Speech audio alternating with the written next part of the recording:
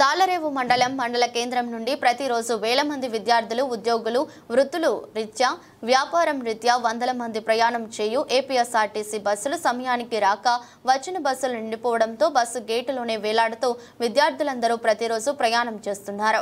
Chollangi Haritha nursing college, Ramannapalem Paida pharmacy college, Korangi KITE college, pharmacy కాలేజీలు ఎక్కువగా ఉండడం వల్ల నిత్యం వేల సంఖ్యలో ప్రయాణికులు సామాన్యులు కాకినాడ అమలాపురం వెళ్లాలన్నా చాలని బస్సులతో ఆర్టీసీ బస్సులు నడుపుతున్న కాకినాడ అమలాపురం డిపో యాజమాన్యం ఆదాయం లేదని ప్రభుత్వానికి తెలియజేస్తున్నారు. సమయానికి బస్సులు రాకపోవడం వలన ఆటోలను ఆశ్రయించి అధిక రూపాయలు చెల్లించి ప్రయాణాలు చేస్తున్నారు.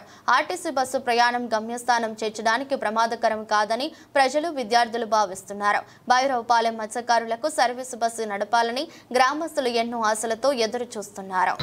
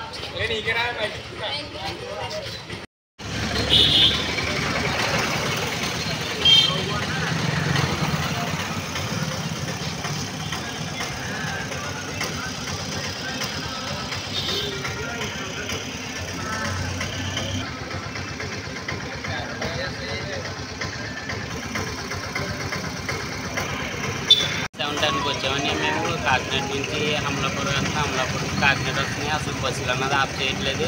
కాకినాడ తాళలో స్టాప్ ఉందో లేదో కూడా తెలియట్లేదు. బస్సులు వెనకాల పరిగెడుతున్నాం. ఖాళీగా ఉన్న ఆఫ్ చేయట్లేదు. ఒక్కొక్కరు కాలేజీకి వెళ్తేనేమో సార్ లేట్ అయిపోయిందని ఇంటికి పంపించేస్తున్నారు. ఇంటి దగ్గర ఏమో పేరెంట్స్ తిరుగుతున్నారు. ఆర్టీసీ బస్సులు ఉన్నాయి లేవో కూడా తెలియట్లేదు అని అంటున్నారు. అమలాపురం కాకినాడ మా వల్ల దయ వచ్చి ఇలా బస్సులు పెంచితే బాగుంటుందని స్టూడెంట్స్ అనుకుంటున్నారు.